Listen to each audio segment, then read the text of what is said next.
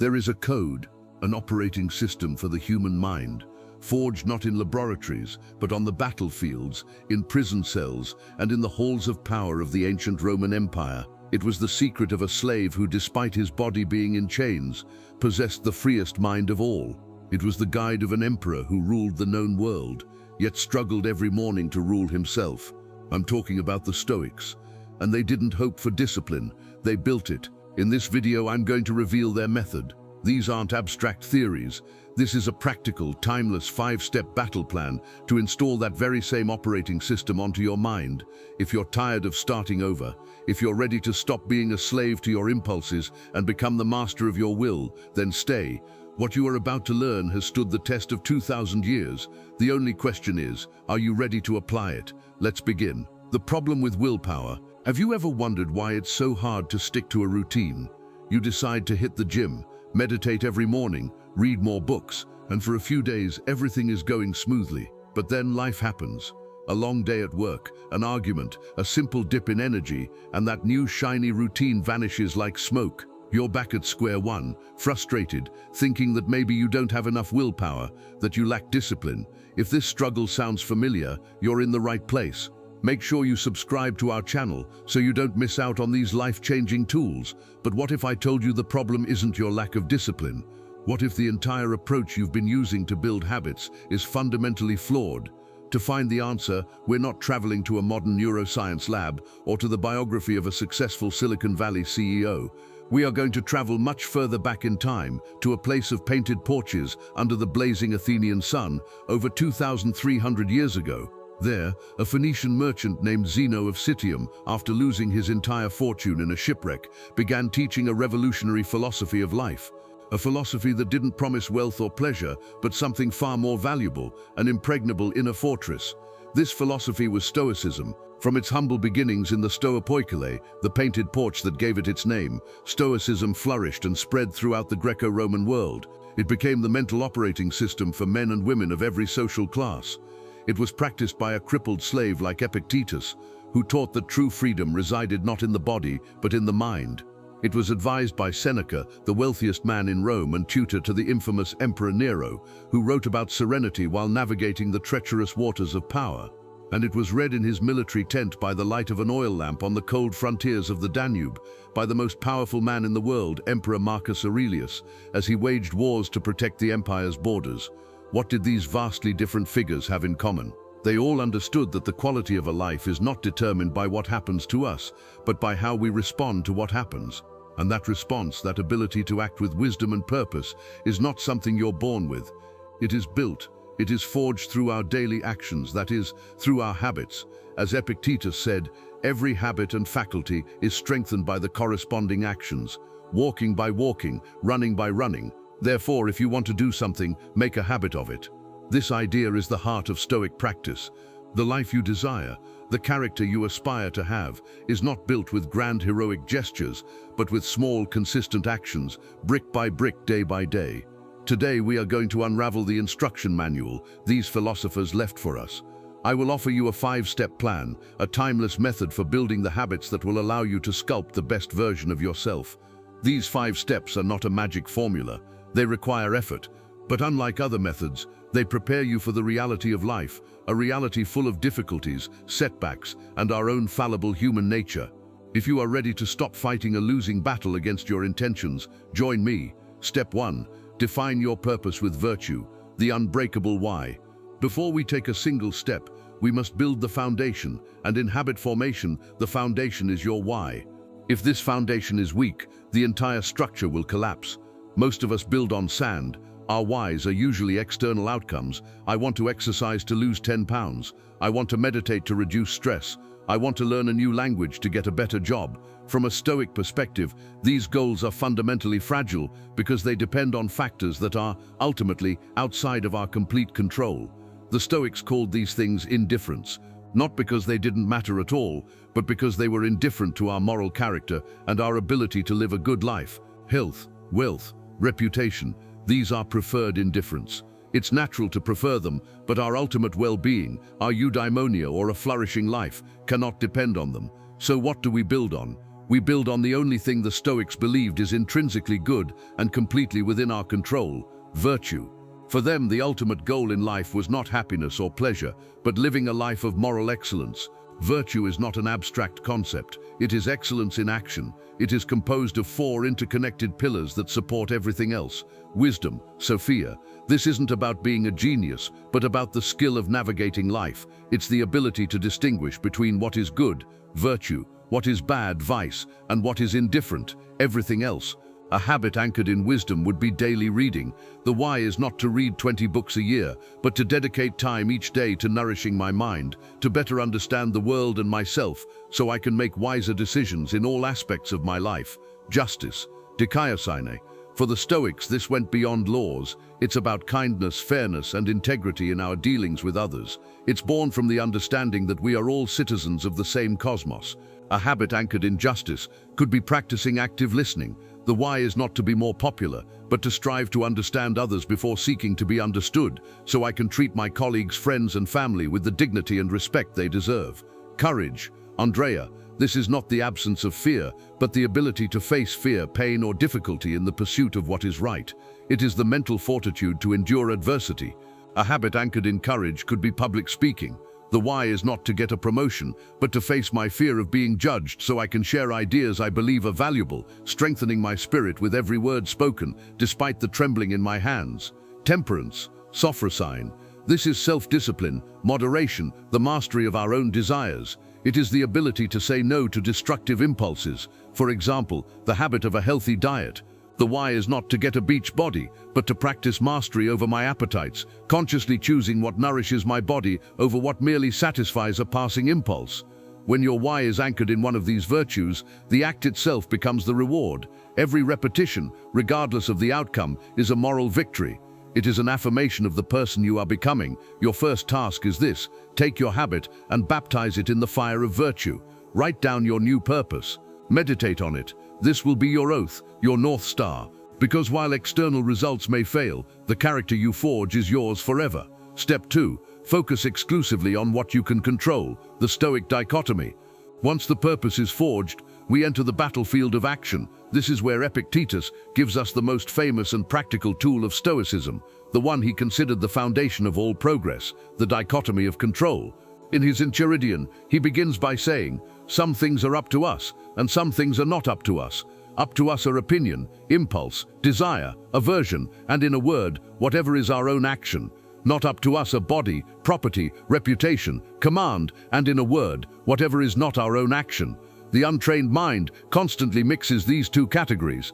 We agonize over things we cannot change and neglect the things we can. Let's apply this to a habit like improving my finances. The untrained mind focuses on uncontrollable outcomes. I want the stock market to go up. I hope I get a raise. Anxiety is the natural result of betting your peace of mind on factors completely outside of your power. The Stoic mind instead draws a clear line. What can I not control? The market, my boss's decisions, the global economy. What can I control? My decision to create a budget today. My impulse to spend on something unnecessary. My action of dedicating 1 hour a week to my financial education. The Stoic shifts their goal from the outcome uncontrollable to the process controllable. Their goal is not to be rich, but to be the kind of person who manages their finances with wisdom and discipline. Success is not measured by the bank account balance, but by the virtuous actions taken each day. Every time you choose not to make an impulsive purchase, you've already won. Your second task is an exercise in clarity. Take a sheet of paper. Divide it in 2. On the left, write "outside my control." On the right, "within my control." Break down your habit. If you want to learn to paint, being hailed as a great artist goes on the left. Dedicating 30 minutes to practice my brushstrokes today goes on the right. Once the list is complete, take the left column and renounce it. Your peace and your progress do not live there. The right column becomes your sole focus. Your success is measured by your effort, not the result. Step 3. Take absurdly small steps, the art of relentless consistency. You now have your virtuous purpose and your focus on the controllable process. Now for the engine of change, repeated action. And here the Stoics warn us against the arrogance of haste. In our all-or-nothing culture, we try to transform ourselves overnight, and we fail.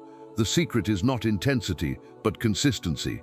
You must start with actions so small that it's practically impossible to say no. Your job is to make the first step so ridiculously easy that resistance dissolves. Want to adopt the habit of journaling like Marcus Aurelius? Don't aim to write 3 pages. Your goal is open the notebook and write 1 sentence. Just 1. Who can argue they don't have time for that? You sit down, you write it. Done. You have maintained consistency. You have cast a vote to be a writer. Most likely, once you've started, you'll write more. But even if you don't, you've won. This method, sometimes called the 2-minute rule, is pure Stoic psychology. It eliminates the need to rely on motivation. Instead, you build on the power of momentum and, more importantly, on the formation of a new identity. After opening your journal and writing 1 sentence for 7 days in a row, your brain begins to register a new fact. I am a person who journals. Behavior follows identity. Your third task is this.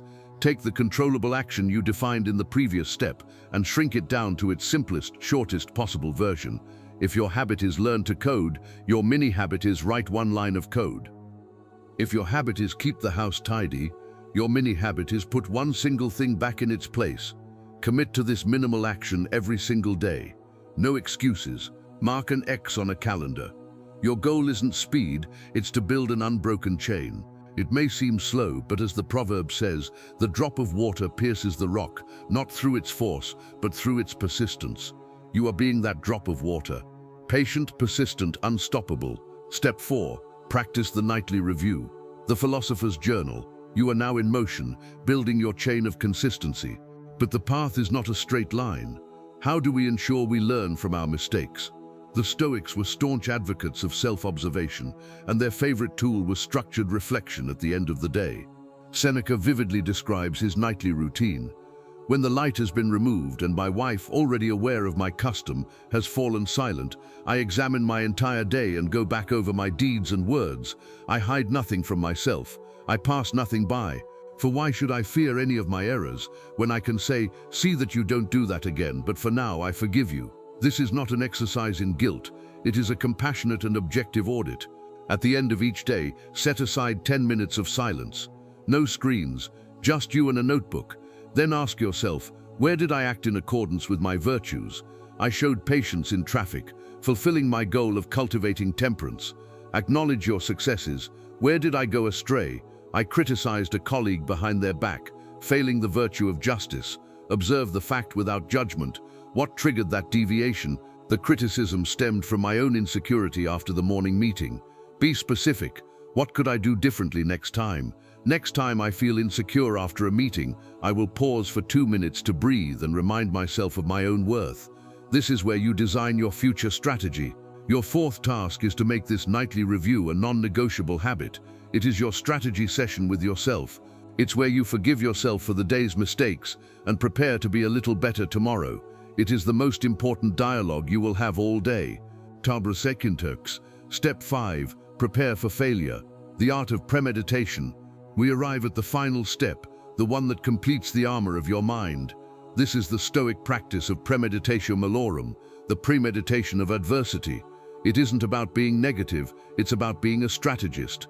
A general doesn't go into battle expecting everything to go according to plan. By contemplating what could go wrong, they eliminate the element of surprise. Apply this same logic to your habit. Your habit is to go to the gym after work. Stoic premeditation adds a layer of strategic realism. What if my boss asks me to stay late? Plan. If that happens, I will do a shorter 30-minute routine. Or if it's very late, I will do 10 minutes of intense exercise at home. The goal is to maintain the chain, not perfection.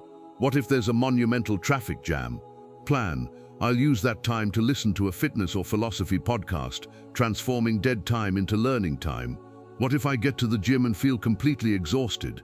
Plan. My rule is that I just have to walk through the door and do 5 minutes of cardio. After that, I'm free to leave. 9 times out of 10, those 5 minutes will be enough to get me started. This practice trains your resilience. When the real obstacle appears, it's no longer a crisis. It's a scenario for which you already have a script. Marcus Aurelius summed it up. The impediment to action advances action. What stands in the way becomes the way. The traffic jam doesn't prevent you from training your character. It becomes an opportunity to train your patience. Exhaustion doesn't prevent you from training your body. It becomes an opportunity to train your discipline. Your fifth task is to establish a 2-minute morning ritual. As you have your coffee, visualize your day. Ask yourself, what 3 things could get in my way? And for each one, create a simple rule. If X happens, then I will do Y. You are building an immune system against excuses and misfortune. And there you have it. 5 steps, not as a life hack, but as a comprehensive operating system for change, based on a deep and timeless philosophy. Let's review them. Virtuous purpose. Your unbreakable why. Focus on the process. Your controllable playing field. Consistent baby steps. Your engine of progress. Nightly reflection. Your system for learning and adjustment. Premeditation of obstacles. Your armor against reality. Building habits the Stoic way is the practice of philosophy itself. It's understanding that the good life, eudaimonia, is not a destination you arrive at, but the way you walk the path. Every small habit is a philosophical act. Every time you choose the virtuous action over the easy impulse, you are voting for reason over chaos. This path does not promise a life without pain or frustration. The Stoics were realists. It promises something far better, the conviction that you possess within you the ability to face whatever life throws at you with dignity, courage, and serenity. Your habits are the training ground where you forge that ability. Thank you for joining us on this journey into the heart of Stoic thought. We hope these tools serve you not just to build better habits, but to build a life of purpose and inner strength. If this message resonated with you and you want to continue exploring ancient wisdom for modern challenges, be sure to subscribe to our channel, turn on notifications, and share this video with someone who might need it.